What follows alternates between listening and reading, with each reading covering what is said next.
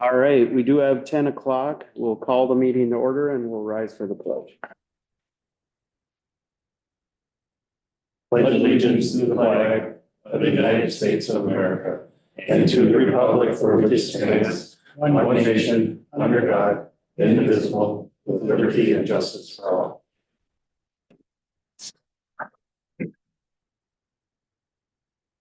All right, thanks everybody for showing up today. We will start the meeting with public forum. I see some here. Yep, you guys can come up, just state your name, and where you're from. You got 3 minutes. Denise Weiss, Fraston. I would like to talk about cannabis. 231 hours.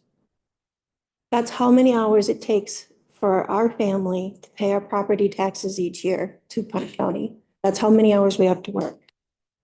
It took us 13,000 hours to buy our home in Pine County. I have spoken for 78 minutes on cannabis, asking not to put this in residential communities. That's far less time than what it took me to maintain our home and to buy our home in Pine County.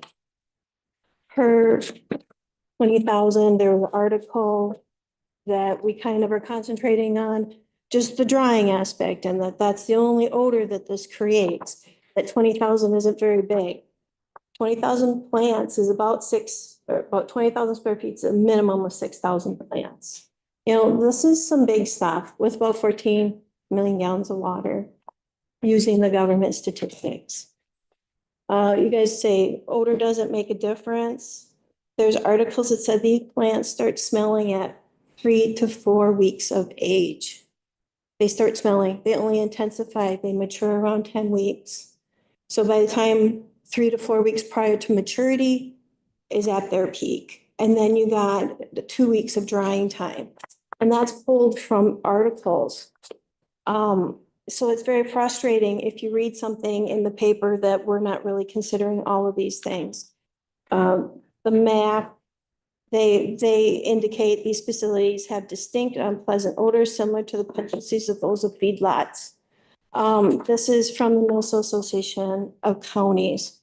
They also talk about the different zoning and to try and keep these away from things. These are all things that you guys had. These are things that were taken in the first draft. Why we say the second draft and the third draft is not as good as the first. The zoning uses. Again, OCM doesn't recommend these be in necessarily residential areas. You look at the definition by manufacturing, and it says that it can be allowed. You can have consumables if you're in a manufacturing. Now, we don't have zoning for manufacturing, nor do we have a lot restriction size or boundaries. It says an operation establishment that permits on-site consumptions of edible cannabis products. You know, you're saying that these can be right next to residential homes. We don't allow bars over age 21 products, strip clubs next to residential homes. But yet we are allowing this. And when we say you need to look at this ordinance, the old one, to correct it, these are the reasons why. Not that we're banning it, but they don't necessarily belong in residential communities. Industrial, commercially zoned areas. Thanks. Thank you. Thank you. Anybody else? Patrice?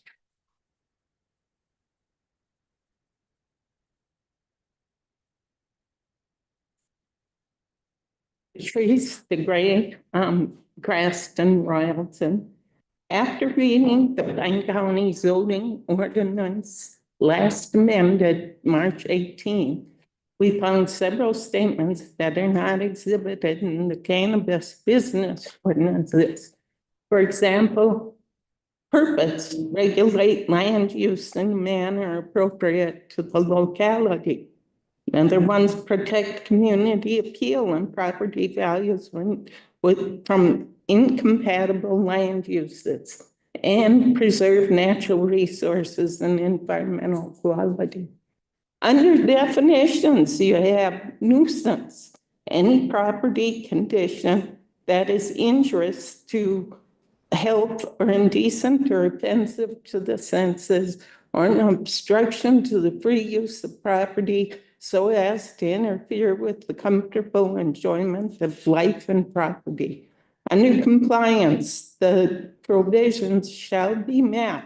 Any structure is sited, erected, constructed, moved, any of that, it has to be done before that.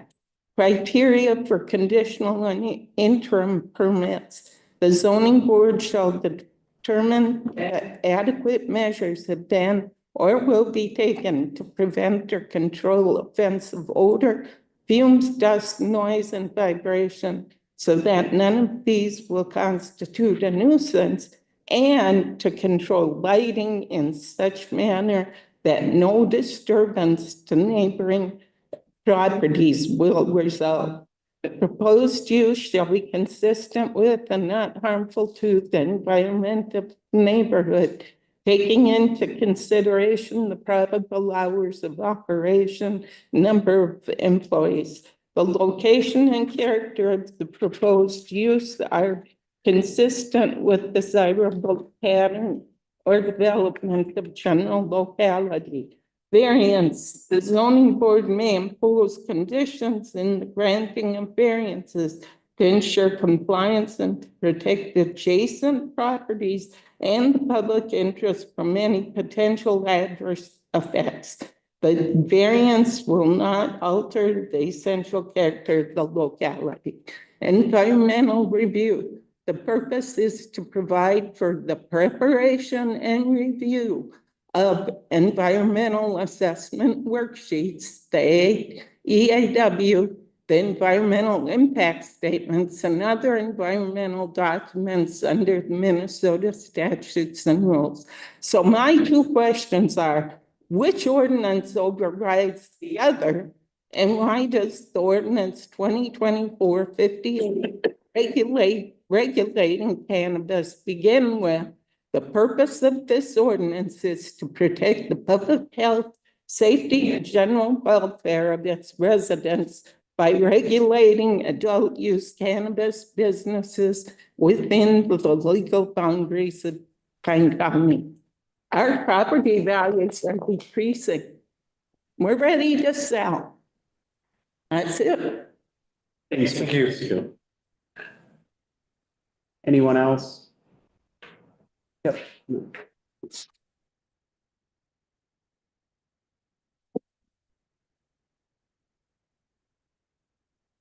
John DeGray, Royalton Township. Yeah, I got a whole bunch of questions that I want to be answered. So is this an agricultural product? It's still it's Schedule I drug by the federal government.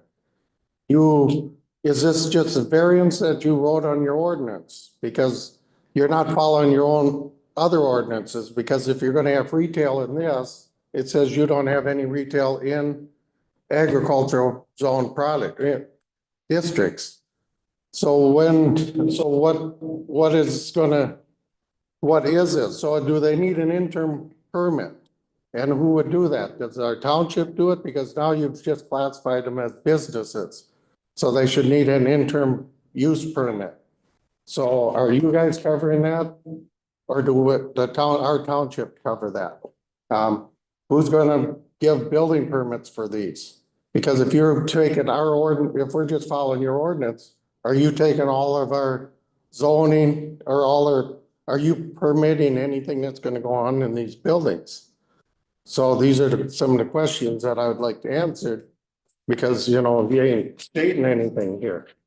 And then the other thing is, someone told me that, you know, we can't do it morally. Well, this is still a drug. So we need to do it morally. This is not something God would want us to do. So we can't just take morals out of this. Our country was founded on morals. So, thank you. Thank you. Thank you, John. Anybody else? Okay, state your name and where you're from. And you got 3 minutes. Thank you. Good morning, Mr. Chair, Board. My name is Trent Canterberg. I'm a resident of Pine County. I live in Brook Park Township, 4323 State Highway 23. I'm a fortunate recipient of a pre-approval for a micro business. I've also been working with the county to obtain a retail license, and I look very much forward to operating a legal dispensary for cannabis within Pine County, serving all of our community members, yourself included. You're more than welcome to stop in. I want to actually start off by thanking this board and the zoning board who work specifically on the ordinance for cannabis. They have worked very diligently, working within the confines of the state regulation and making sure that what they're doing is fair, equitable, and just, and making sure everything is within reasonable restrictions. And I applaud the board for coming to the final solution that they did. They made it so small businesses like myself can operate, and I'm very appreciative of that. So thank you. It's unfortunate to see that there's still continued dispute about cannabis in general, despite them, some voices, some residents coming and talking about cannabis and how unmoral it is and how they're not looking to block it. I truly believe their intentions are to make it illegal at the state. I believe that they should be having that conversation at a state level, not the county level. Again, this county has done a fantastic job and is leading the state with regard to zoning ordinances. There are most counties still struggling, trying to figure out what are they going to do with cannabis, and you guys are at the forefront. So despite the 0.0001% of the Pine County population that's present in dispute in opposition to this, I think you guys are still doing a fantastic job. Let's talk a little bit about morality here, since that was brought up from the last speaker as well. I read in the paper that a pastor came here as well and gave in essence, a sermon about how immoral cannabis is. And I would like to ask that pastor, along with the people in this crowd, a rhetorical question, which would be, if cannabis is immoral, who created it? Are we suggesting that our creator is immoral? Last time I checked, sin is created by man, not by a plant. And if we look to the Bible, we can look at Genesis 1:29, where it actually talks about every seed-bearing plant and herb is for consumption. Or we can look to Ezekiel 47:12, where it talks about the leaves of the fig tree being used for healing. Or maybe Psalm 104:14, where plants are for the service of man. If that's not enough evidence, we can look further to Jeremiah, where they talk about using different plants for balms to treat various sores, or perhaps Isaiah mentions figs for treating boils. Or we could go back to Genesis once again, where mandrake is used for fertility for both Leah and Jacob. If that's not enough, we can look back to further US publications going back. We can look at the United States Pharmacopoeia publication. Cannabis was first described in the USP in 1850 and was listed as a licensed medicine for about a century. About a century. It was used to treat various conditions, including etc. We'll skip past that because I can't pronounce half of these. We're about time up here, so. So I guess I'll wrap it up by just saying this. You guys have done a fantastic job, and despite the squeaky wheel continuing to come here and making a fuss, I still think you guys have done a fantastic job. I don't believe that squeaky wheel needs any grease. Thank you so much. Have a great day. Sure. What was your address? Can I ask him? What was your address again, your location? Yes, sir. 4323 State Highway 23. 4323 State Highway 23. And 23. Basically right across the street from the meadery, if you know where What town is that? Brook Park. Brook Park. Yes, sir. And I would encourage you to come on out, and I would encourage anyone to come on out. If they want to smell cannabis from outside of my property, you're more than welcome to. I'm growing plants right now. I had part of the zoning board present to experience that as well. I understand your guys' fears. I'm more than happy to welcome you to my home so you can smell the property as well. Remember, you could eat an apple either, remember? All right, so thank you guys for your time. Okay. Thank you. Is there anybody else from the public that would like to speak? Okay, hearing none, we'll go on to adopting the agenda. Mr. Chair, members of the board, if we could add agenda item 7.1, consideration of a purchase of a dispatch console from Motorola in the amount of $119,369. So that would be 7.1. And then there's two additional pieces of information. One is the PowerPoint handout for the nanobubbles project, and the other is the PowerPoint for the County State Aid 46 Lakeland Road discussion. Okay, I'll move this amended. All right. Second. We got a motion by Ludwig, seconded by Holland. Is there any other discussion on the agenda? Hearing none, all in favor, aye. Aye. Opposed, same thing. Approve the minutes of the June 3rd, 2025 regular county board meeting and summary for publication. I'll move that. Okay, we got a motion by Holland. Second by Nelson. Any discussion? Hearing none, all in favor say aye. Aye. Opposed, same thing. Acknowledge the minutes of boards, committees and correspondence, Housing Redevelopment Authority and Economic Development Authority, and Land Advisory Committee and Pine County Zoning Board minutes. I'll move those, Mr. Chair. All right. We got a motion by Ludwig, I'll second it. second by Holland. Any other discussion? Hearing none, all in favor say aye. Aye. Opposed, same thing. We have the consent agenda.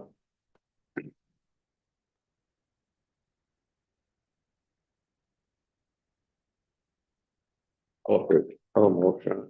Okay. Consent agenda, we got a motion by Holland.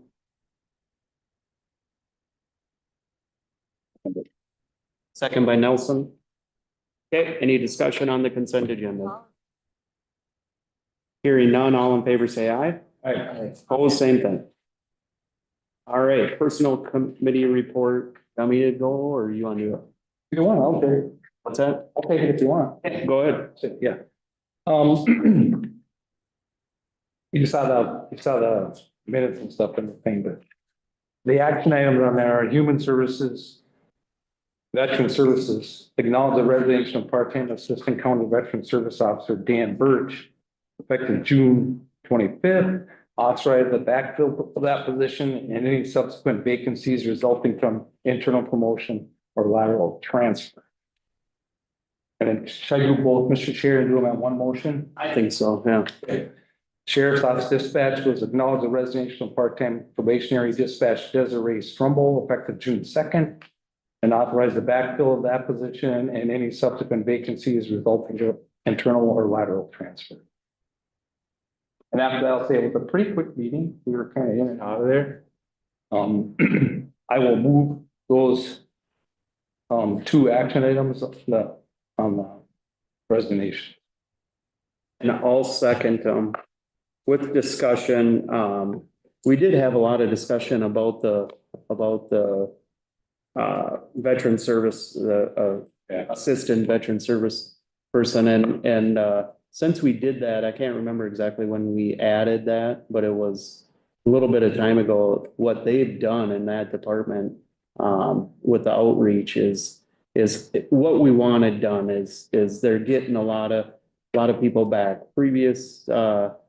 Previously, that office wasn't doing a very good job. And a lot of veterans, I was getting calls from veterans that were leaving the county, going somewhere else, which they have the right to do that, to try to find some better services. And Mindy and her group there have really done a good job getting that back. So Yeah, and I will add that it wasn't very long ago when we had our veterans going to other counties for this.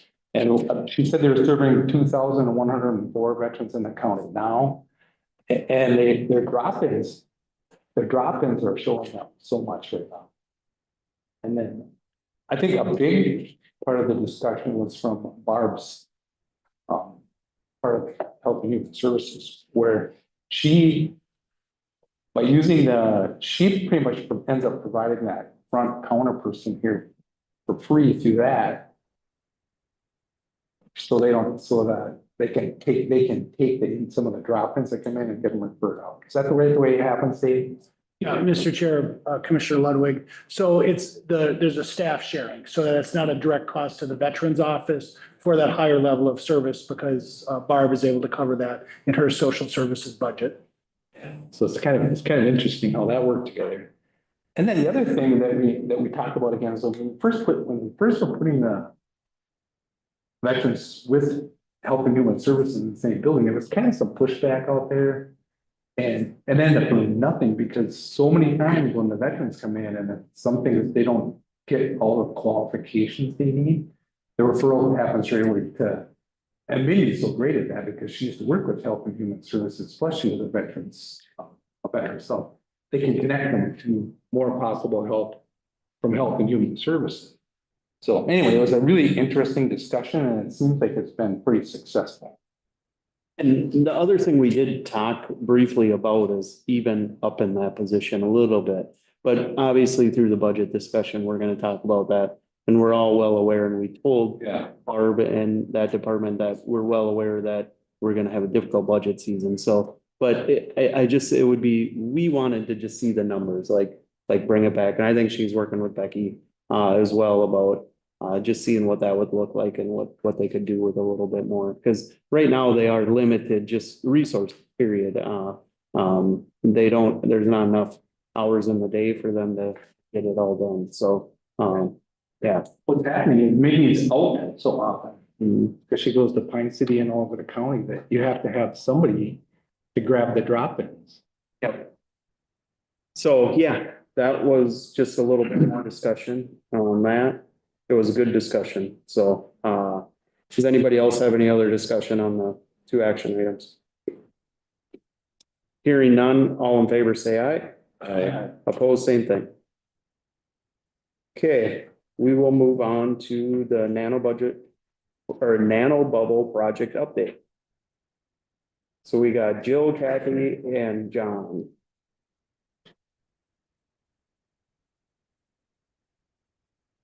Good morning, Mr. Chair and board members. My name is Kathy Nielsen, and I am the co-chair of the Water Quality Committee for the Pokegama Lake Association.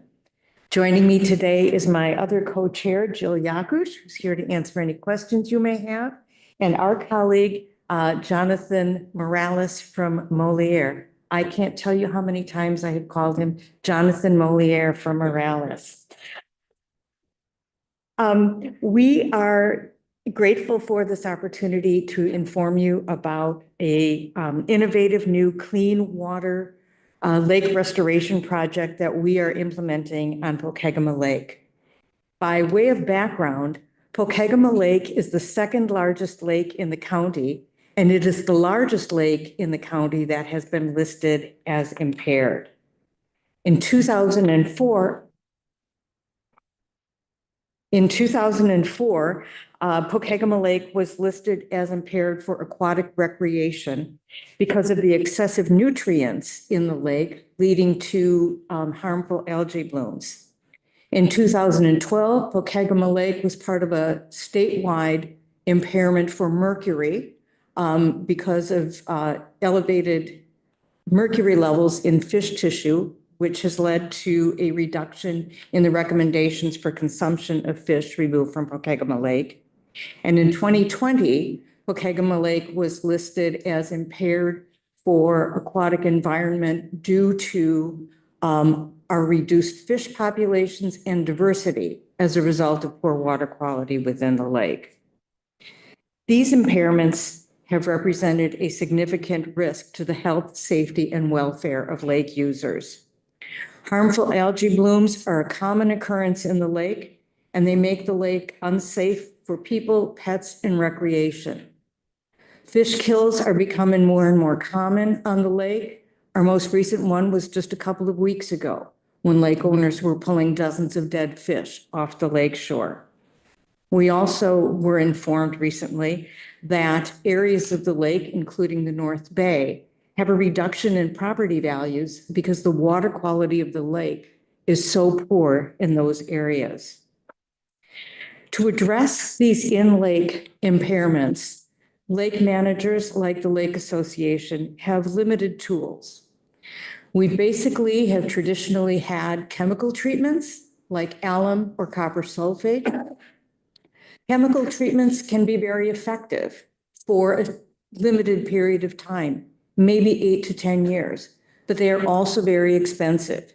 In 2018, the Lake Association looked at doing an alum treatment, and we received a quote at that time of over $3 million. Chemical treatments can also be harmful to the environment.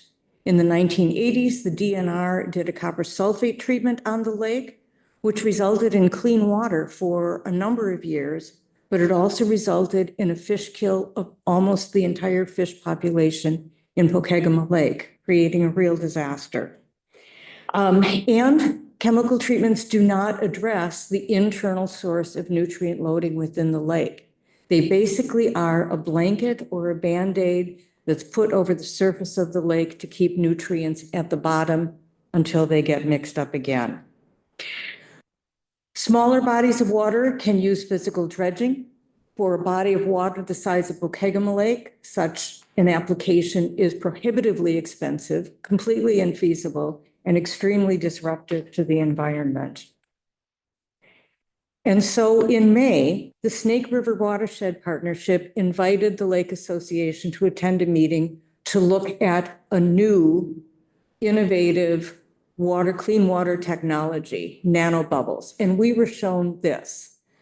This is a case study of Tad Lake and Upper Lake near Atwater, Minnesota. This was something that Jonathan was intimately involved in last year. The way this lake system works is that Upper Lake flows into Tad Lake. The first large picture shows what those lakes looked like at the beginning of last year's summer season. So you see some algae around Upper Lake, much more in Tad Lake. And throughout the season, water continued to flow from Upper Lake into Tad Lake. But nanobubbles was installed on Tad Lake. And so you can see at the end of the season in these upper pictures, Upper Lake was completely covered in algae.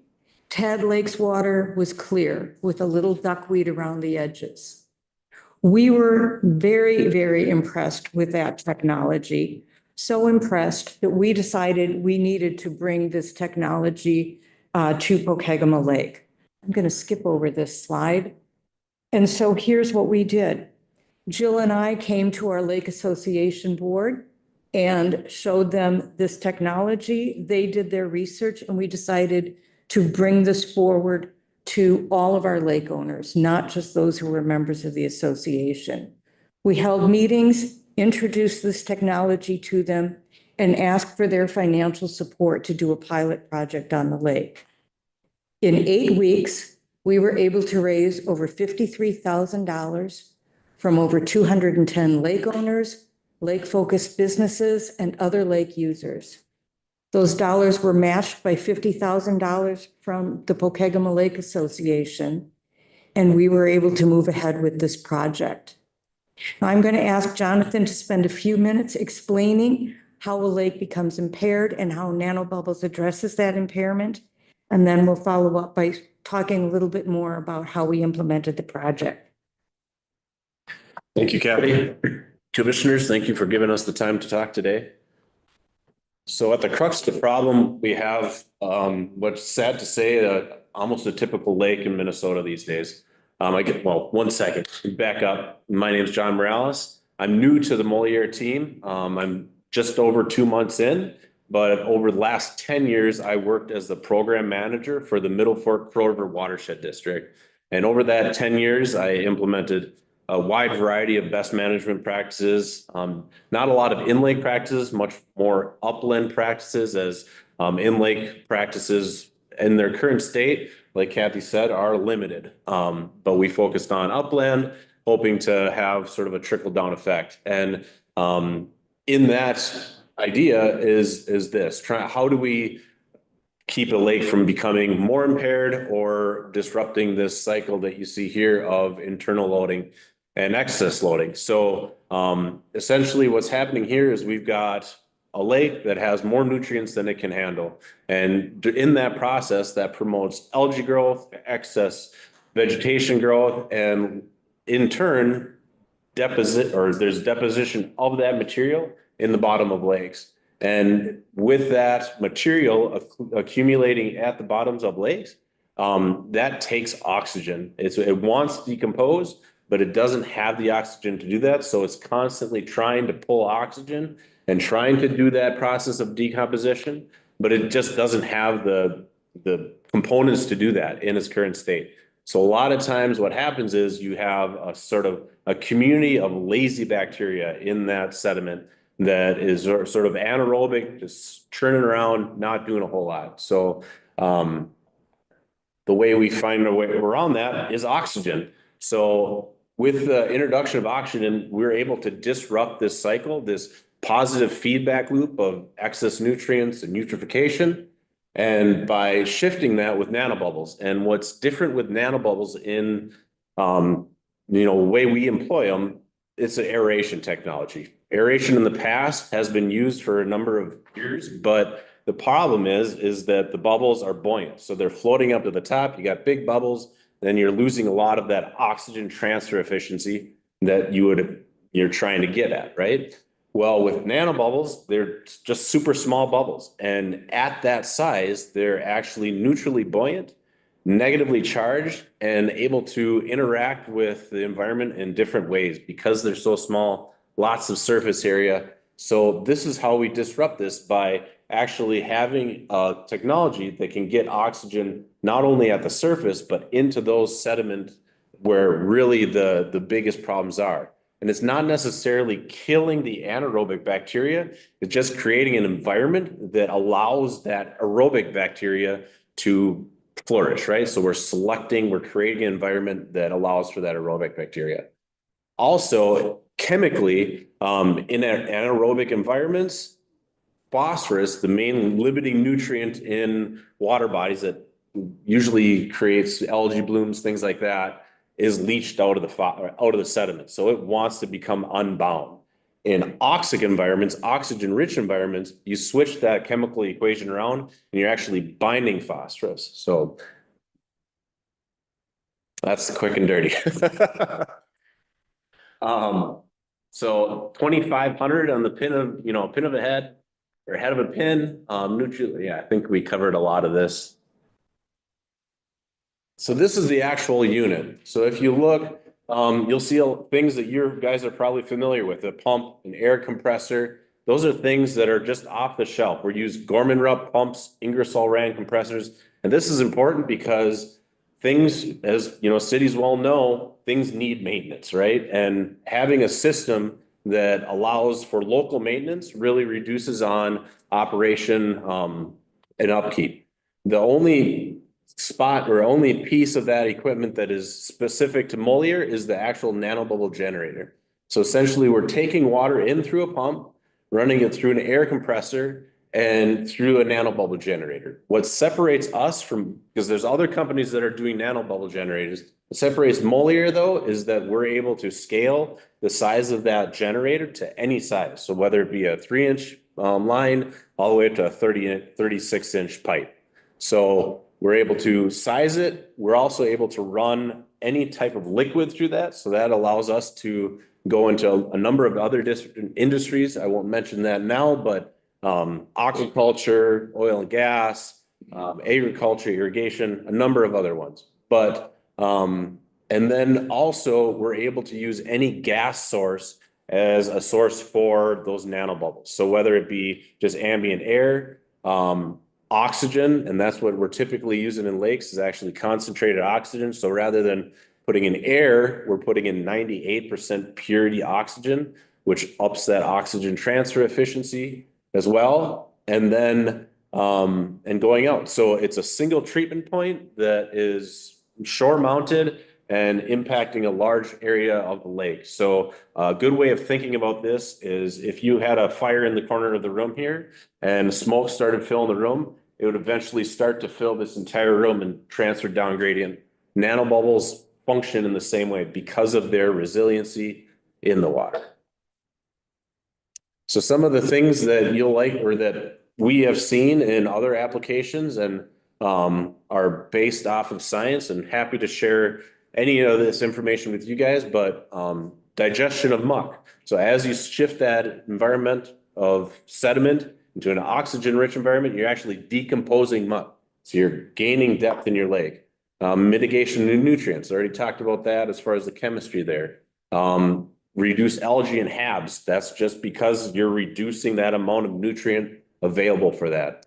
Improving water clarity, reduction of fish kills. We work with some of the biggest aquaculture industries in the world, specifically in Norway. Really very good technology for their aquaculture pens. Reduction of foul odors. That's a story for another time, but that's actually how I found Moliere is we had a hydrogen sulfide problem in Monongalia Lake, but happy to answer any questions on that later. And then reduction of coliform bacteria. All right, why a pilot? So we are very confident in this technology. It is not a chemical solution. It is not a physical solution. It is oxygen that is coming in and allowing the lake to do its natural processes. And so why are we doing just a pilot project? Well, we want to be able to demonstrate the effectiveness of this technology to our lake owners. We need to make a significant investment in this lake, and we want to visually show our lake owners that this technology works. We also need to demonstrate the safety and effectiveness of this technology to regulators and funding agencies, specifically the DNR and the Board of Water and Soil Resources, whom I'll refer to as Bowser. And then we only have limited resources. A large project is going to be very expensive. We estimated $2.2 million for the full lake. This pilot project is $100,000. And so we needed to be responsible. We have put this project in the North Bay of Pokegama Lake because that is one of the most significantly impaired areas of the lake. This is a Google Earth picture of the North Bay of our lake. Brilliant green. It's quite extraordinary, especially if you live up there. This is also the area of the lake where property values are reduced for that very reason. We also, in the North Bay, had a wonderful private property owner who was willing to allow us to site this project on her private property. And so we have someone who was so committed to this project that they said, yes, please come use our yard. Our process was that once we were introduced to this technology and we researched it, we began planning for this project in August of last year. We did fundraising for the project in October and November, signed a contract with Moliere in December, and this project was installed on June 5th. The project will run through September, and then we will take all of the scientific data that we are gathering, both from the treatment area and the full lake, and submit that to the DNR. We realize that this nanobubbles technology is not the full solution for our lake.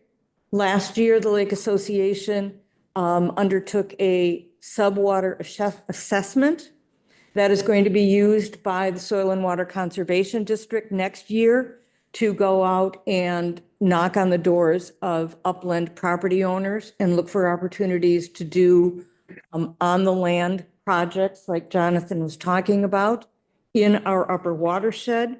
The Lake Association also has a grant program to lake owners to help them offset the costs of doing lake restoration on their own shorelines. So we are taking a holistic approach to cleaning the lake. But here are our next steps. We have a timeline. We expect that it will probably take us 2 years to implement a full lake project. A big part of that will be working with the DNR. This is a new technology, and they are going to have to write new permitting protocols for this. And so we know that that will take time, and we will need to work closely with them in that. We will also be looking for funding opportunities, grants, bonding, whatever other resources we can find, including the formation of a lake improvement district. And then we'll need to work through the logistics and implementation. And so I never want to come before this board and tell you a story without asking you to help. So how can you help? With the permitting, the DNR is really trying to understand this technology at a deep level, and they don't want to move quickly, but we do. And so we would ask for this board's help in advocating with the DNR over the next year or two to quickly and effectively write permitting protocols for the new nanobubbles technology. Of course, this is an expensive project, and any consideration that the county could give to us for funding would be greatly appreciated.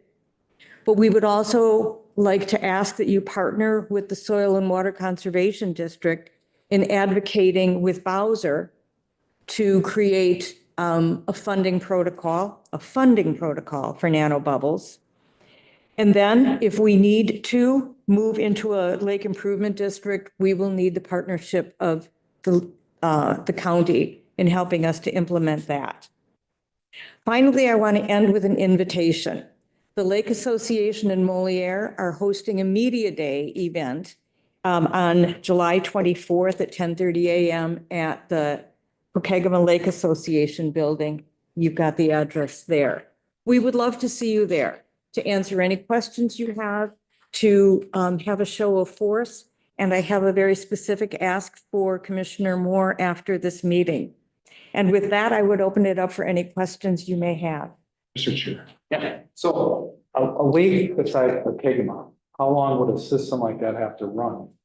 You'll see changes in a year as far as reducing sediment and reducing the overall sediment oxygen demand. That takes time. The lake didn't happen, this didn't happen to the lake overnight. It takes time to start to reverse that. But that's essentially what we're doing, is turning back the clock on the lake and making it young again. You can think of this as a form of biological dredging, where the bacteria are going to be eating the muck at the bottom of the lake. The less muck in the lake, less oxygen demand from the water body itself. And so it's a process that multiplies itself over time. We anticipate having this equipment in place for many years and simply reducing the amount of oxygen needed to be put into the lake over time. Then my second question is the phosphorus that gets bound, you say, so it stays in the bottom of the lake. Yes. What happens over time with that phosphorus? So in oxic environments, phosphorus binds to iron, manganese, aluminum. So as it's in an oxygen-rich environment, it will stay bound. And that's what we're doing with this project, is creating that environment so that in the long term, the lake can, persist in that more clean water state. So the healthy lake could handle what's happening to it. So it's again? Yeah, a common, sort of the cornerstone study of lakes with the MPCA is a TMDL. It's called a total maximum daily load. And that's how much nutrients a lake can deal with on any day in a natural state. If a lake is constantly fighting and can't catch its breath, it's going to Quite persist. literally. Yeah, it's going to persist in that turbid, nutrient-rich state. As you start to shift that around, a lake can be more resilient to incoming nutrients. If you're a little healthy, yeah, you can take a few punches and keep on ticking. The lake is always fighting. It's just going to keep getting worse. That makes sort of sense there. Other questions? With this, have there been any, identify any contributors to the pollution, to the muck, to the, we already have so many safeguards in place, sewer permitting, sewer inspections and sewer design, the DNR, anybody manufacturing that could be leaking anything into the watershed, and, what are the, to identify the problem, eliminate the problem is probably also going to help.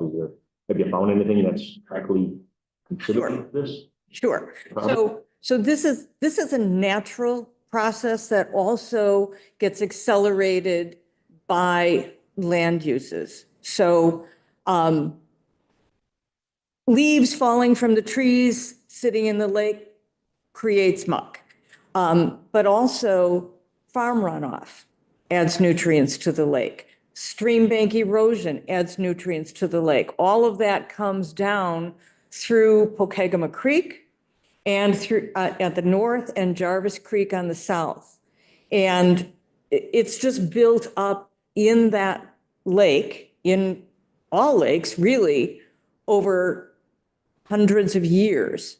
And here we are. And the more that we change the land use, the more we add to the nutrient load in the lake. Certainly building homes around the lake and putting in lawns doesn't help, which is why the Lake Association has created a grant funding for people to restore their lake shores. So it comes from all kinds of external sources. We want to be able to treat the internal sources. And this technology also, we would be looking at putting a unit in Pokegama Creek to start treating what's coming into the lake when we do a full lake solution.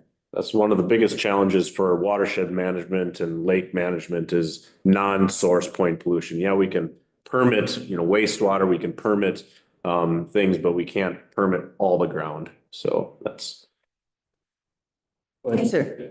Well, I think that, you're aware of the watershed plans that are Yes. from the state, and we've been involved with Lower St. Croix for a few years now, and Snake River is just coming online. So we've been able to do some really great projects in the Lower St. Croix, in the Pine County end of it, because we're the headwaters of Rock Lake and Rock Creek and in that area that feeds into that Lower St. Croix.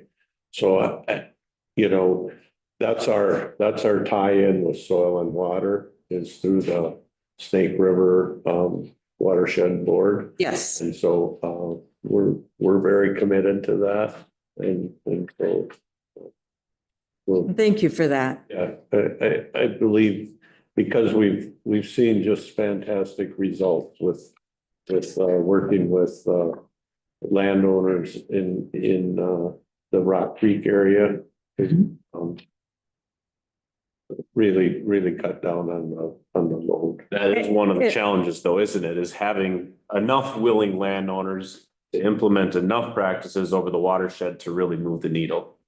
And it was the Snake River Watershed Partnership that funded our sub-watershed assessment that will be the base tool the SWCD uses over the next couple of years. Yeah, and I will say too, when you guys came to the Snake River Watershed Management, or One Watershed, One Plan Board, that was a lot of the discussion was, prevention. But I don't remember 20 years ago, you put a sewer district in, and that's a big thing. But like you said, took a lifetime to get where it is today. It's gonna take a little bit of time to get it reversed. So I think Pokegama Lake is a very, very developed lake, but the practices we're starting to understand that, it doesn't help when the lake is not in good, use it. I made the comment when I talked to the DNR lady back in the late 90s, when we used to go boating on that lake, you didn't go in the lake. I mean, so that was quite a bit of time ago, because you would get hives on your legs and if you went water skiing and stuff like that. So, I mean, flash forward 30 years, it still is probably no better than that, so I would say that this is exciting.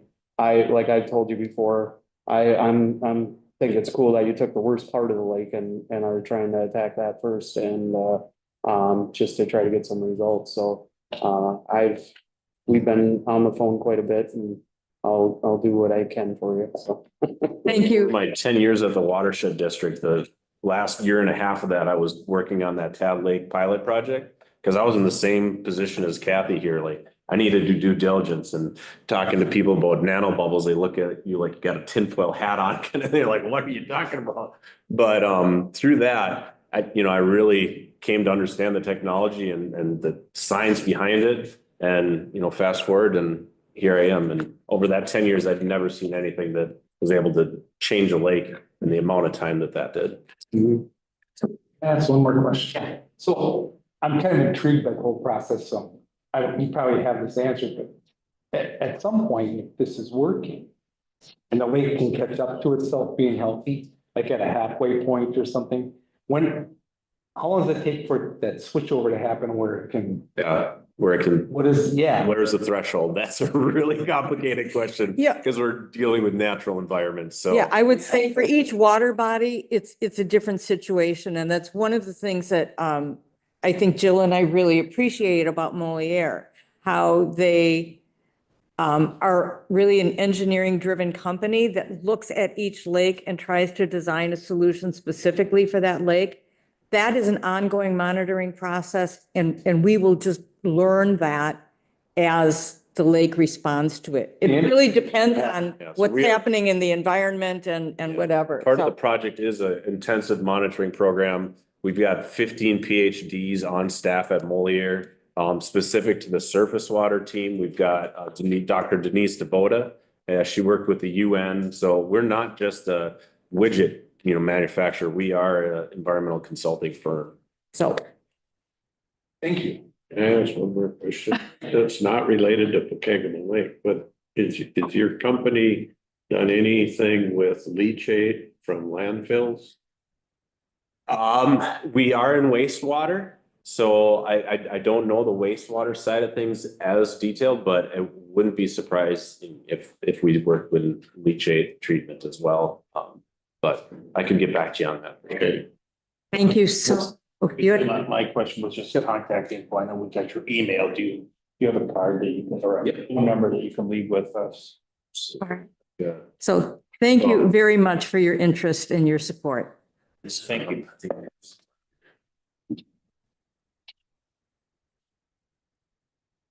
Only got 4. Fine. Thank you. All right, well, thanks guys for that project or update, and we'll move on to Kasha 46 Lakeland Road. Who's taking this one? Is Vern Anderson here? I had a call from him this morning. I assumed he was coming. Okay, Yeah, I don't see him here. He wanted to be put on the agenda. There is a PowerPoint, right, David, that he contacted you about? Yep, and that's. Handout? Yep. I think one of the big things was, he needed some information from the county on the right of way and, the consistency of the right of way with, distance from center line. And it looks to me like he made that request quite some time ago and he still hasn't gotten his information. okay, is that something I'm confused why this is on the agenda. Is that something you're taking, or, I mean, are we? If he's not here, I can just comment on what I know, and that's what I know is, he had made a former request. What I know a FOIA, but what is the data privacy, Minnesota data privacy he made a Data practices. Data practices? That's what he asked me about this morning on the phone call, is where our policy is, and our policy is on the county website for data access. Okay, and then, there's a PowerPoint here.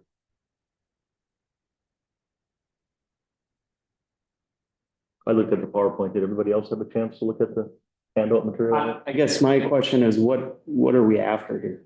I don't understand what. It's in the PowerPoint that he had given. Yeah, I don't have a copy of it here. I see, I'm looking at it. Okay, it looks like he must have had an emergency or something and could not attend. What's procedure for keeping this on the agenda? Do we just take the time to review the material then? I would. Or we table it to next month? We ask them to come back if we want to, or refer them to the highway committee. And Has the transportation committee reviewed this already? we did not. That's what maybe we should refer it to transportation and then That's what I it'll work its way back to the board. Yeah. That could work. Can I make that motion? I will make that motion to refer it to transportation. Motion, okay. So Matt made the motion, you second? I'll second it. Okay, is there any other discussion with this? Hearing none, all in favor, say aye. Aye. Opposed, same thing. All right, certificate of need request. Consider the authorization of the board chair to sign a letter to the East Central Solid Waste Commission estimating Pine County's estimates of waste over the next 10 years. Oh, sorry, Mr. Chair. was reading. Members of the board, Ignoring. Schroeder County Auditor Treasurer. So over the last several years, you've heard Steve talk a lot about the landfill over in Mora. That we are jointly involved with the Central Solid Waste Commission in our 5 surrounding counties that we work with a lot in projects. We have been working on needing to open a new cell in that landfill for the last several years. And we're getting to the point now where we need to demonstrate to the MPCA that we truly need that cell. And to do that, we have to give them estimates of what we think our future use is going to be of it. So each county is asked to put together estimates of what that future use will be, and have the county board chair submit it as part of that certificate of need process. In looking at historical data, it appears that our use goes up about 2% each year. So given that we need to give them 10 years of projected amount of garbage we think we're going to produce. And so that is what is represented on the letter. In 2025, using 2024 numbers, we'd be at 22,919 tons and going up 2% all the way through 2034, when it would be up to 27,391 tons. So it truly is estimates using the historical information we have, but it is a necessary part of them to be able to move forward to getting the permitting to do that stuff. Makes sense to me. It just, yeah, it's something you have to do. But just for some reminders, when we did this 10 years ago, we thought the hole that we dug was gonna last 10 years. That was our estimate. It's only been 7 years and the hole is full. So, you know, that happens. There's been more growth in our counties than, especially in Chisago and Isani County, than was anticipated probably. The other thing that happened is the total amount of garbage that got put in there has increased per person by quite a bit. So, Is there any outside of the county stuff coming, or the counties that are involved? not really. By our rules, we do not accept garbage from counties that are not part of the landfill, although I can. Somebody could probably find a load of garbage from Aiken County or someplace because of a route that's different, then, you know, it happens, but it's not our practice. So we're one of 4, correct? Counties? 5. 5. Yeah. Is there any breakdown to what each, like, does Pine County, we're not a fifth of the landfill? No. But I would assume we're higher. Yeah, and yeah, we do have a spreadsheet. I was that just shows- curious. I can't tell you that. Yeah. We're like 17 or 18%. Okay. Yeah, because I'd assume Isani or it's just. Yeah, they're bigger for one thing. Yeah. How much more room do you have on your site to expand? How many more years can you get? They're saying 40-ish, 40-ish. That's, I told my colleagues on the board and at the landfill board, you know, we're just finishing up with this cell expansion. The time to think about what our next move is now, not 7 years from now or 5 years from now. Exactly. If we're gonna say we've been in the landfill business for 40 years, maybe it's time we start gearing up for incineration or something. The time to start that is now. And I'm not saying that's what we need to do, but we need to do our due diligence and say, we're committed to landfills forever? Or what's a board 40 years from now gonna do when there is no more land? And we've seen what happens when somebody tried to put a demolition landfill in Pine County. It, it just didn't work, you know, it was shut down. So nobody wants a landfill. Everybody wants to throw their garbage in the garbage can. They want it to go down the road. They don't want to ever hear about it again. But nobody wants to have a landfill next to their place. All right, so we're looking for a motion. I'll move that, Mr. Chairman. Okay, I'll second it. and second by Holland, motion by Ludwig. Any other discussion on this? Hearing none, all in favor, say aye. Opposed, same thing. All right. Kelly, performance management program participation. Yeah, thank you, Mr. Chair, members of the board. So since 2019, we have participated in this performance management program in which we report 10 different statistics to the state. And by us participating, we get a slight bump in our county program aid that equals about $4,000. These statistics that we report annually, they're numbers that we readily have. So it's a very quick email to the different offices asking for these numbers, and then I simply compile them. You have them in two different formats. The first is just the table format, just so you can see since we started where we've been. And then the second one is just in a graph format or a graph.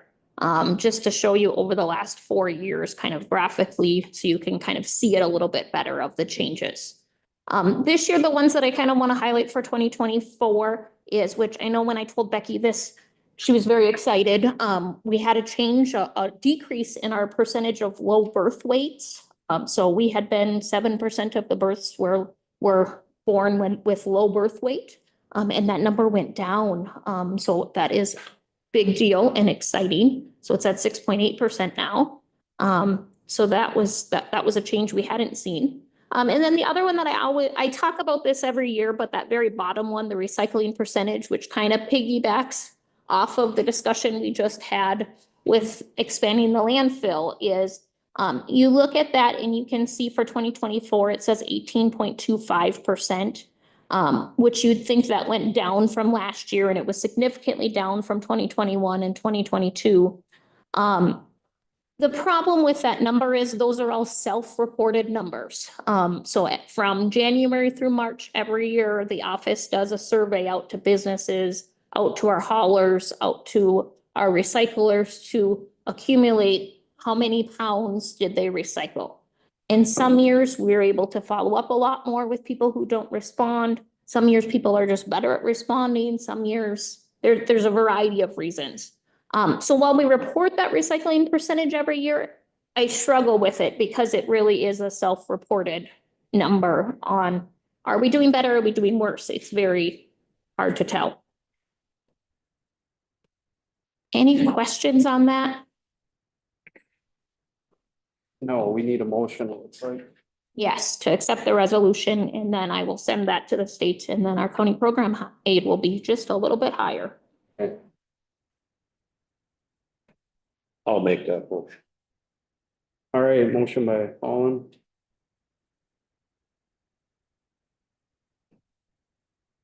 At a second. Second, Nelson seconds. Any other discussion on that? Hearing none, all in favor say aye. Aye. Opposed, same thing. Thank you.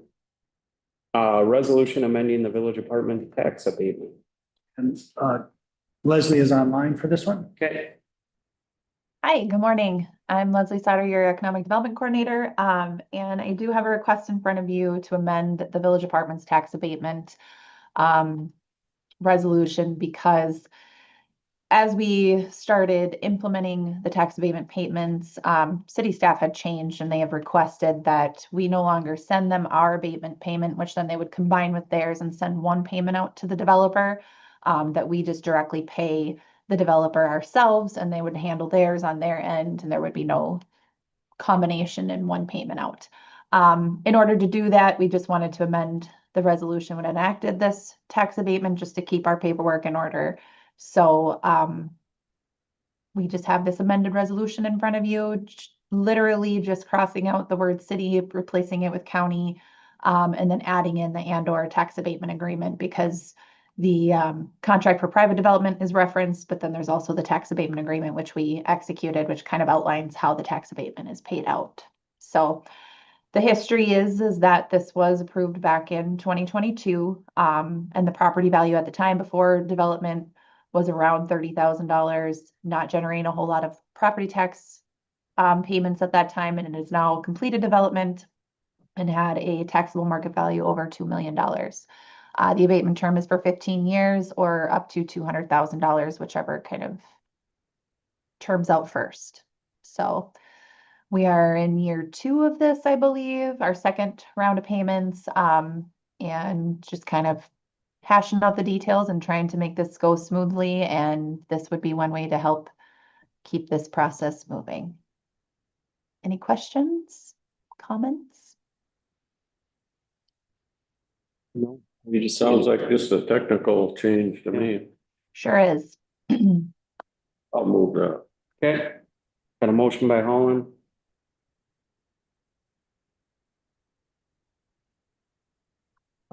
Second by Nelson. Any other discussion on this? Okay, hearing none, all in favor say aye. Aye. Opposed, same thing. All right, Thank you. number 7. Thank you. Amend the time of the June 24th, 2025 special meeting. Yeah, and Mr. Chair, I can cover this, and Roger, feel free to add, but just in talking with Roger and Leslie and some of the participants, 10 o'clock start time seemed to work better for everyone. And so this is one of those technical changes that we're asking for, just to start at 10. You need a motion? Oh, okay, so we do need a motion. You'll move it, Nelson. Second by Ludwig. Okay, I'm gonna leave it at 9 so I make it on time, so. Maybe they'll have breakfast for me or something. Go ahead. Here, I just want to say, I'm really looking forward to this meeting. I know Leslie has done a lot of work, and so has David, and on putting this together. I think it's going to be a great highlight, and if we can at all possible be there, I think it's going to be some valuable information, so. Good, thanks. Good. Yeah, I'm excited. It's been a while since we got out a little bit, so yeah, that'll be good. All right. Clearly, it's the subject that we're Right, yeah, right, you know. yeah. Any other discussion? Hearing none, all in favor, say aye. Aye. Opposed, same thing. Okay, Bring our boots. Sheriff's Office, No. yeah, Sheriff's Office, I didn't write it. Just dispatch console. Dispatch Council. Mr. Sheriff, you're coming up. Thank you. Mr. Chair, members of the board, here asking for approval on a dispatch improvement project. It, excuse me, it would increase our paging capabilities across, so we have 3 active dispatch councils. Not all 3 of them are able to do the paging process.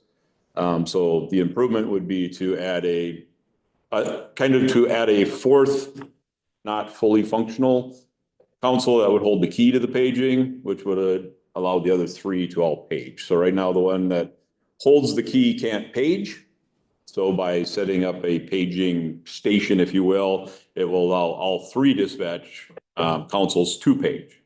Obviously, the benefits of that shouldn't have to be over-explained anyways.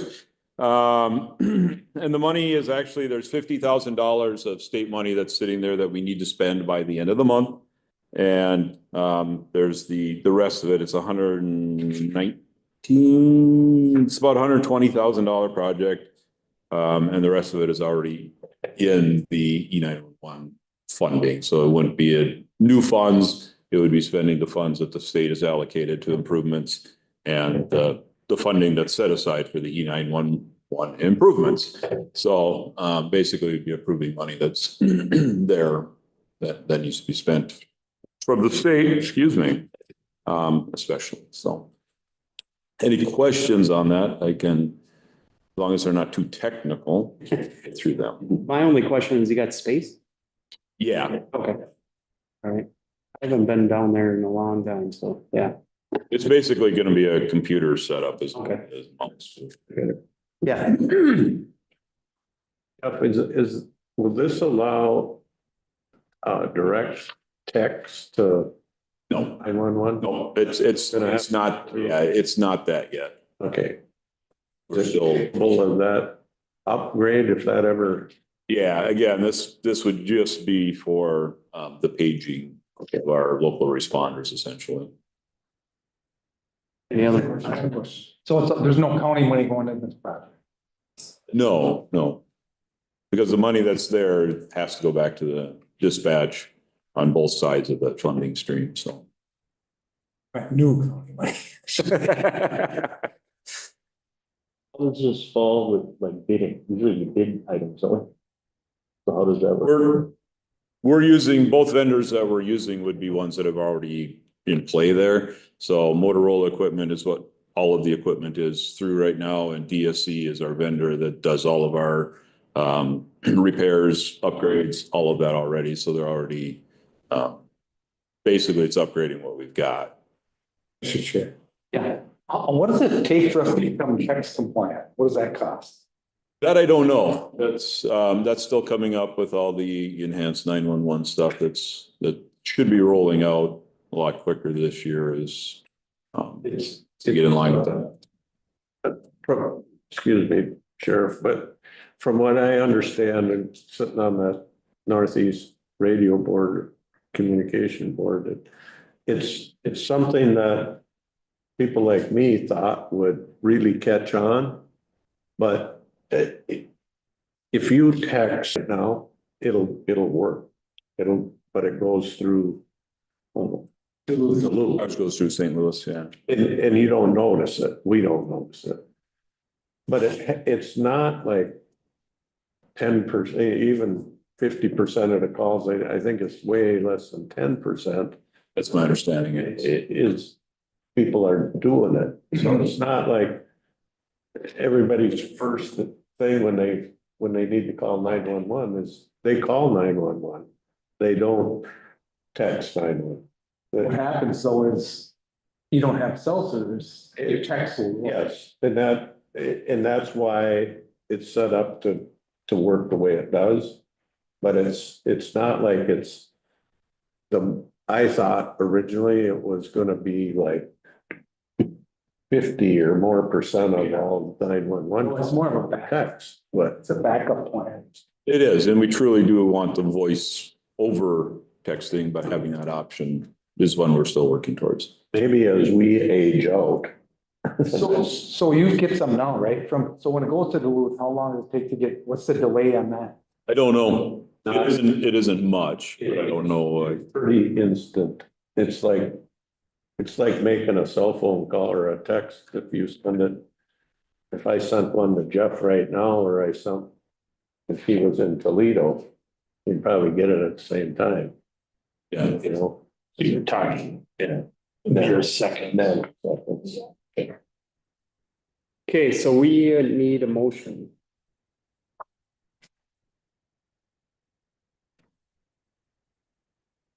I can make that. Okay. Colin makes motion, we got a second. Ludwig, second. Any other discussion? Just one other thing, how long before your operation? I think it's a couple months before it is, but Sounds good. All right, hearing no other discussion, all in favor say aye. Aye. All same thing. Thanks, Joe. All right, open meeting law update. Mr. Chair, members of the board, the purpose of this agenda item is just to confirm that all of you are aware of the changes to the open meeting law effective July 1st, and it creates more flexibility for you to attend meetings remotely. And then I am looking for some feedback if you have a preference as to whether we would just have every agenda have a notice, which if you wake up in the morning and are sick and can't go to the board meeting, then you could join from home. Or if there's an expectation that you would individually say, hey, I'm going to be not in person. Can you put that notice on the agenda for next week's meeting? I think it's just helpful if you know you're gonna be gone. But I think the best part of this thing is when you think you're gonna be at the meeting, but you're stuck at because the flight got canceled, if you've been on vacation, or you got sick, or your wife got sick and you're at the hospital in Rochester or something, that Monday night you could say, hey, I've got to be remote. So I think if you know by Thursday of the week before, it's just incumbent upon us to notify the administrator's office that we're gonna be remote. I don't know if we need to make a resolution that way, or. I agree. You know, yes, last night my son was shooting in Alexandria and they had a bunch of rain delays, so I missed his second because I had to get back in time. It would have been perfect to just say, hey, this happened, call David, and just say, you know, I think it's our responsibility. I think it's our responsibility whether or not we're gonna show up or not, providing you're incapacitated, that if you're gonna show up for the meeting or not, and or just let somebody know. Right. It's not that hard in this day and age with a text or a phone call to just say, you know, not gonna be here, don't wait for me. And or I'm gonna join from home because my kid is sick or something like that. I think this is great because it gives us that flexibility. And if you know you're gonna be out of town, like. What are the limits that are published? Are there limits to it? Well, it has to be noticed as the same for a special meeting. So the timing of the notice is no different under the new law than it was under the old law.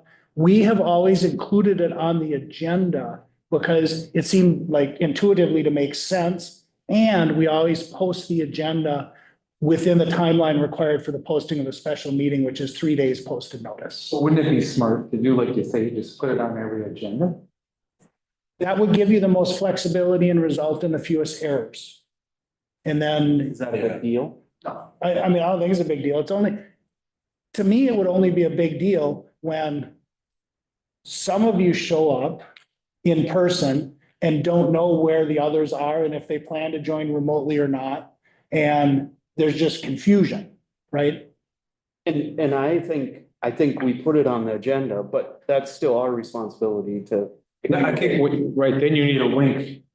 Yeah. Yeah, It's- let some of you know. Yeah, it's still I mean, if I plan on joining next meeting remotely, I still think we should let David know, or whoever the administrator is that's coordinating that meeting, or the chair or somebody, that, hey, I'm gonna join remotely, I'm not joining, I'll be there, you know, whatever type of deal.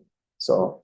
I was wondering, like, on the joint party agreement, you know, those JPAs, can they be the same? If they're covered under the open meeting law, it would be the same. So all of the boards that you're on that are covered by the open meeting law should be having the same conversation about, you know, the potential to join remotely with more flexibility. Yeah, because right now, I believe ECRDC will not offer a remote. Yeah, the law doesn't require that the agency provide remote technology, right? You as a board, I presume, could decide, we're not gonna use interactive TV, we're not gonna live stream our meetings, you're either here or you miss. And so each board, I presume, could have that, you know, discussion and make their own decisions. Right. And we have the technology, we've been, I think, using it successfully, as you saw this morning. Leslie is a great example, is able to join, you know, from her office in Pine City because she has commitments down there. So we're free to not go to a public place, do that, right? We can do that. Yeah, that's a nice thing. That's a very good You thing. can do it from your car, you can do it from wherever. Preferably not when I'm you're gonna- driving. I'm gonna test, I don't have to drive 200 miles. we'll test it out at our July 1st meeting because it goes into effect July 1st. right? Yes. Okay. So, Because I do have some surgery scheduled. And if I'm not in surgery, I will join remotely. I'm assuming you still have to be seen and heard. Yes, that requirement has not changed. Which you're under anesthesia. And so we'll proceed with just including the general notice that, you know, commissioners may join remotely. And then you can check in, you know, if it's working or if it's not working for you as a board. Okay. So what do they do to the roll call vote thing? That still is unchanged. All votes would be roll call. Log it down a little. But The only, and I agree with the flexibility. We want to make it as flexible as possible. However, aside from that, maybe we should consider as a board policy out of courtesy that if you are going to be remote, that policy would be such that you give notification prior to the meeting starting that I believe. at some point, so that we don't have this limbo. Are they gonna, are we looking for that online or are they not showing up or what's happening? Yeah. So I think that's, I don't know if we need to have a policy, but maybe we should. I would agree with that. Yeah. And you still have to ensure that you have a quorum. Right. Right, so if people are gonna miss, it's helpful to know that, just so that other commissioners know that they need to be present. You know, if you're the third person and you don't know that two others are gonna miss, you know, so in any case, we can start July 1st, we'll have the general notice. And then, I think you've, you know, shared kind of expectations of each other, so that's good. Okay. So we think it's a good plan. All right. Legislative update. Just a couple of notes. So the special session did result in, you know, all of the budget bills being passed. The impact is more favorable than the worst case scenarios. The initial, whether it was the governor, the House, or the Senate proposal, were all worse than what actually transpired. In Health and Human Services, there's a little bit of, I don't know, gamesmanship in the sense that there's a task force that was formed that has to find savings. So the legislature created a group that still has some hard work to do, but at least for 2026, we came out better than any of the three proposals. I did note that there were no changes to ESST and PFML, the paid family medical leave, and then I was corrected. There is in statute a maximum amount that can be withheld without legislative action that the commissioner has authority for. So in statute, the number right now is 0.88%. The maximum was 1.2%. It's now 1.1%. So can't imagine what the backdoor deals were with that, but the commissioner lost a little bit of authority to raise that rate, which actually is really important because that number started out lower than 0.88. It was moved to 0.88 based on an actuarial study, and the commissioner had the authority to go to 1.2%. That's a big number that's coming out of, you know, whether it's the county or the employee. So, but anyways, I use that as an example that we're always learning things about what the legislature did. And then another thing on the positive side is there was some bridge bonding. And Mark thinks that we got some money in there for the County State Aid 46 bridge. So that's positive.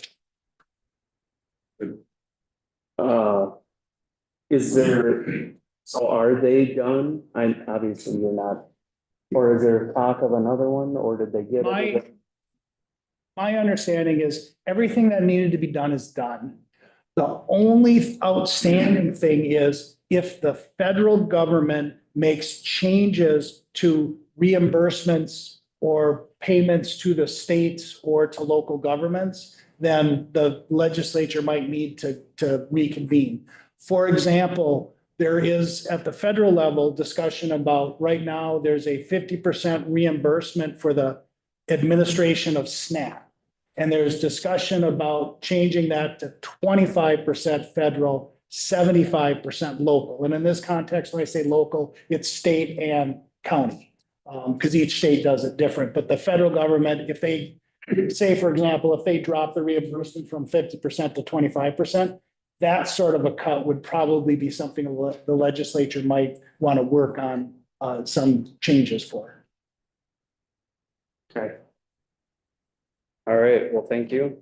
Move on to commissioners update. Facilities committee was canceled, meeting with the city. A couple months ago, me and Steve kind of, well, with David and the city's help, started having monthly meetings. We don't know if they're gonna continue monthly or every other month, whatever. But anyways, just to talk to the mayor and council. Is it designated council person Yeah. or does it change? It's only been one, but. Yeah, and this has been with the city of Pine City. Yeah, and the administrator, just to see what's going on. And then we just kind of go back and forth about what they're doing, what we're doing. Very, very good conversation. It keeps us in the loop, because you know how it is. We get a lot of questions. What's the city doing here? What's the city doing there? And they get same questions. What's the county doing? So it's usually an hour-long meeting, and it's been very productive. So you want to add anything? No, just that there's been a joint powers board that was formed about almost 20 years ago for a piece of fiber optic cable that ran from Pine Tech to the county board. And it was Pine Tech, the city of Pine City, and the county. We shared that because there was an opportunity of rebuilding Highway 61 through the city, put some conduit in the street so future carriers could blow fiber through that conduit. That conduit it's done its job. There isn't the need for that because now there is fiber pathways without having a private network in there. And so we think it's time to dissolve that joint powers board. We haven't really met for probably 5 years, maybe longer. They've worked out all the details now between what piece of fiber is doing what. I think, Ryan, they have anyway, with our IT department and the city and Midco. And so anyway, the city sold their assets to Midco. And so there's really no point in us still having that board.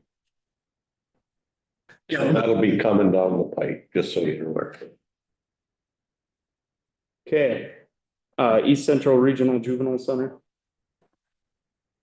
Yep. So we had our meeting and the new chair, or the chair, they're not new, the chair is Terry Thomas, who was reelected, and vice chair was reelected Mike McMillan. The budget surplus for 2024 was $115,869, which is going to stay in the facility fund. There's $144,000 worth of projects for 2025. 2026 is $230,000 for upgrades, and 2027 is $500,000. After that, it falls off. So there's just those major things they had set, they have to do, there's a roof, stuff like that. But anyway, I think the biggest discussion there is the fee increase and when they're gonna let us know our number, because the commissioner's like, we gotta plan budgets this year, because we didn't know much from the legislative yet. At that time, they told us it's gonna be 6 weeks or something, and it'll never happen. 6 weeks. But it seems like they're always creeping the numbers up for our daily. And the only thing I'll say to this board is I try to tell you guys where our numbers are, and Terry does too.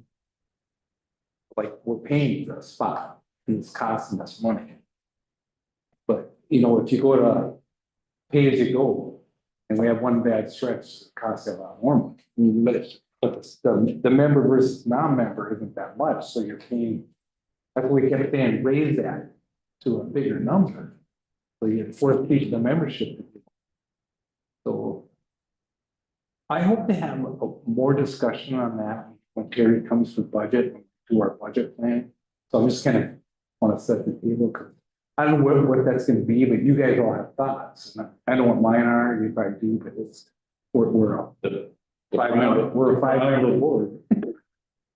I used to be on that board, and the problem has always been if you're not a member and you have to place a kid and they don't have a bed opening, Yes. then you're transporting that kid to Bemidji or And that, Grand Forks or someplace. and it's probably a bigger problem now than when you were there, Steve, because there's Less facilities. They closed so many. Yeah, they used to, That's be what one in we got. Duluth you could go Stay to. in last. We need a bed, but it costs us money. But juvenile are awarded the county by statute, so. All right, well, thank you. East Central Solid Waste Commission. I understand JJ wasn't able to get there to Okay, do for me, but I did call John yesterday and got an update from him. The meeting went fine, and the worry was that, remember last fall when they were building the cell, they got the plastic liner down and then it froze, so they couldn't put the sand down on top of it. And then the state said, we've never had this happen before. You gotta wait till the ground thaws out, and then you gotta retest those pores, samples of clay, so they had to do that. They sent them in. It takes a couple of weeks to get the results back, and that passed. So they're finishing up some wiring and piping and starting to lay the sand down. So it'll be ready for garbage by the time they get the top finished off on the old cell.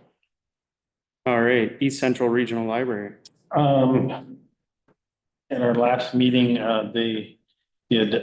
committee approved the, think salary schedule for this next year. That was significant. Also, maybe upcoming, we have our first budget meeting next Monday. So, and that's specifically the different county commissioners that will be meeting.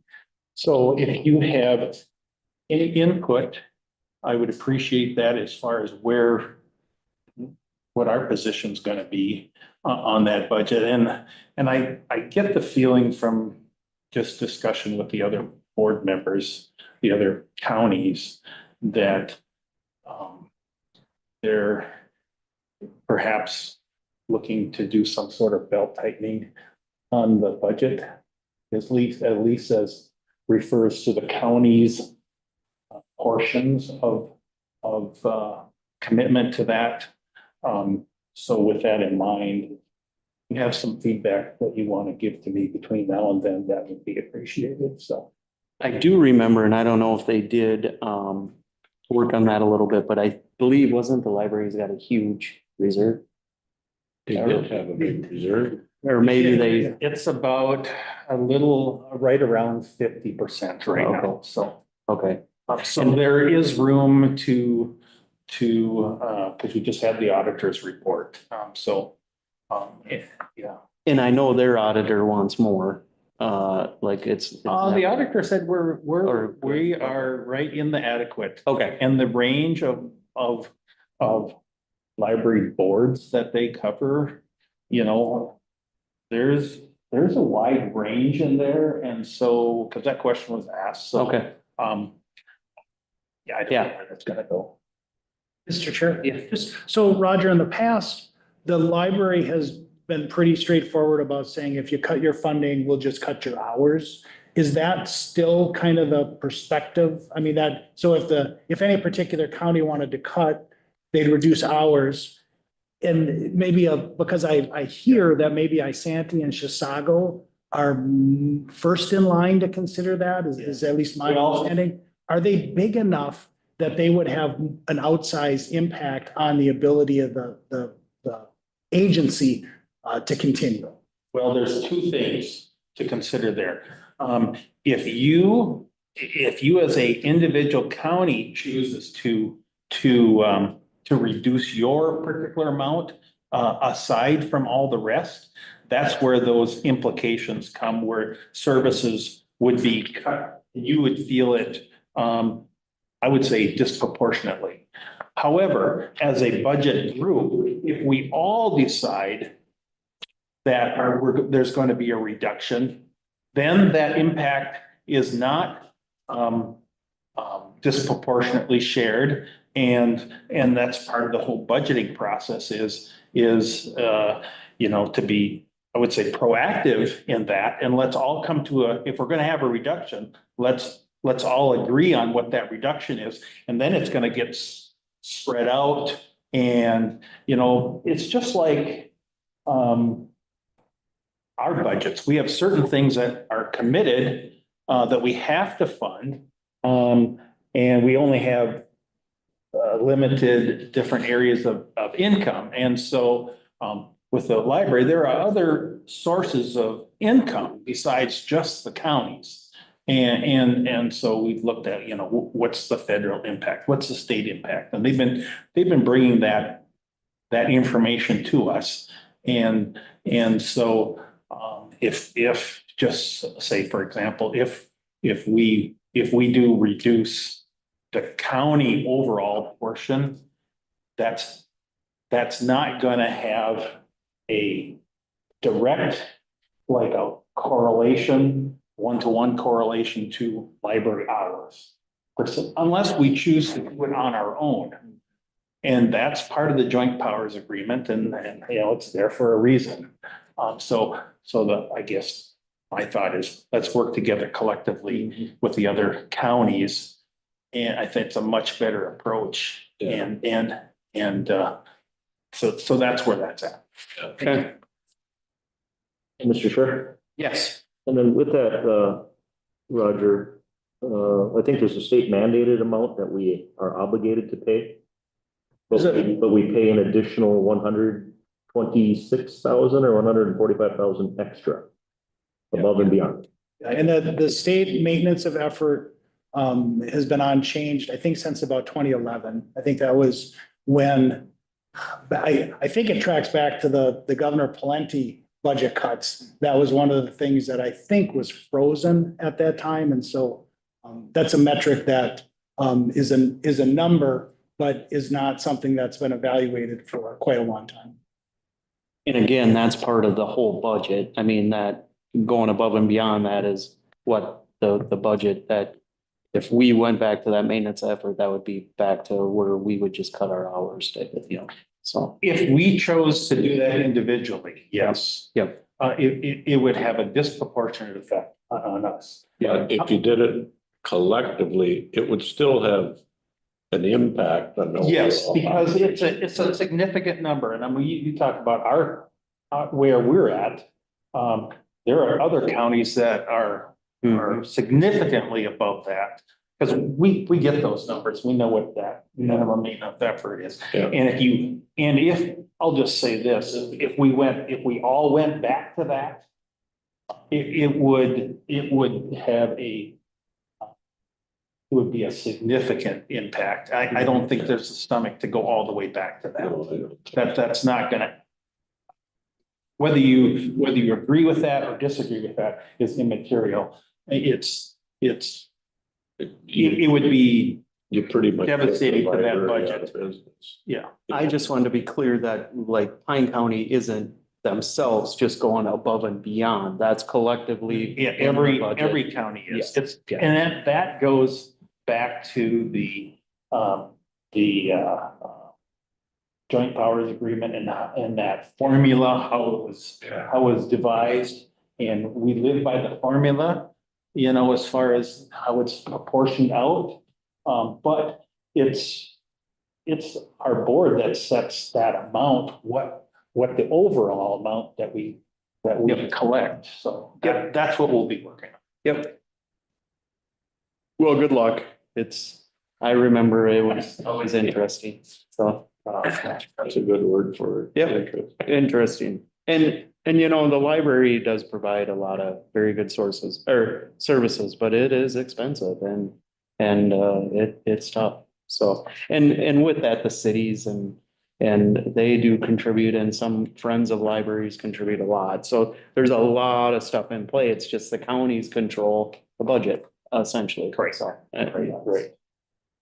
Mr. Chair, I've got one question. Do they still have a lot of people coming in that use that for their computer business and their business at home and stuff, so they don't have service? Do they talk about that? Because that was one thing that was reported to us a few years ago, the number of people that came in and did all their online business at the library because they weren't getting services at home. It still exists, although with connectivity, happening, it's maybe decreasing, but. I think just anecdotally, I don't have any figures. I stop in the Pine City Library quite often and just noticing how many people are sitting at those computers, it's still a big number. I mean, because they probably have a fiber running by their house, but they can't afford the fiber. So that is their computer network is the public library. Or they'll be using the Wi-Fi. They'll be using the fiber, yeah. Which is, that's fine. all right, Soil and Water Conservation District. Did not attend. All right, Kettle, Upper St. Croix, one watershed, one plan. Yeah, it was a normal meeting. We're splitting them up every other month now. They updated us on the projects, no new projects, but they had to move $50,000, which they're allowed to do to a project we already had in the plan. And then there was discussion on the SPS systems that are near a river, a stream, or a lake. So whatever they were referring to was, I don't know if it was our ordinance or whatever, but I said, well, don't the shorelines, well, whatever they're using, they just say near. So they wanted us to establish. I said, well, I would just use the shoreline ordinance for number setback, just a setback. I don't know how it applies to the watershed. So I don't know where we're at, but more to come. Other than that, it wasn't nothing major happened. State Community Health Services Advisory Committee. I had a conflict and was unable to attend. Okay. Law Library, yeah, I got there a little late. I don't think I missed much, did I, Reese? The biggest discussion was they're gonna do an article in the paper, Judge Martin, just to kind of, in all the papers, she was gonna try to get something in there about the library, what they offer, and everything like that. And that was kind of, the other big discussion was that she is retiring this fall. So she's got her replacement picked out, which is Judge Wynn. And so we were kind of going through some of that stuff. So that was kind of her disciplinary action for leaving us, so she's got to do that report. So, which she's super excited and she'll be great. She loves the law library, but otherwise mostly just business as usual, I think. So. Okay, Central Minnesota Jobs and Training. I wasn't able to meet. Okay, you did. Any of the three there. Okay. Board of Equalization. Well, it was one of the easiest ones we ever had. I would like to attribute that to the fine work that our staff has done. Because there's human beings that do that work, and there's human beings that are being affected, and sometimes the two don't match up. And so when the staff is able to work with the people involved and help them understand what the issue is, it calms everybody down. And I think that's the biggest thing. The biggest takeaway I had from it was we had nobody show up, make an appointment. And then you know how we do the assessor recommendations? There's 5, I think, on there. Just, I mean, I remember 20 of them and 15 and lots of numbers. And I think that's attributed to they're doing a good job. When we used to have local assessors in every different area, then stuff was getting a lot more messed up and stuff was getting missed, forgotten. Like Steve said, I think it just attributes to that department, how good a job they're doing. Yeah, and I really, it was refreshing, so. and the other thing is real, you know, prices have kind of leveled off. There's not 6 people waiting to buy the next house. Yeah. Or the next Mako. Did you have something? I was just gonna accentuate what you said about having the countywide assessing and having that consistency. You know, it was a number of years ago in this very room, we heard about that, but it just took a long time to get that implemented, and I think you're starting to see the benefit of that. I agree. I remember the last person that said to me, they were from Chisago County and they were just working because they didn't have one up there. And how do you change your mindset when they're used to assessing Chisago would come to mind? You know, there's gonna be some. And like what Steve said too, again, is a lot of people don't understand the process. So if you have it used to be if you had an issue, you just came right to the Board of Equalization. Well, now, the assessing department works with that person and tries to get them to understand what's going on and what it's not an appraisal system. That's not the way they do it, or it is, but it's a mass appraisal and they need to understand that, how it works. And I think they do a great job and really work tirelessly to try to minimize that, which is good. So. It'd be really nice to get our classifications down to 10, wouldn't it? Yeah. Talk to your legislatures. All right, any other meetings anybody attended? Is there anything other to come before the board?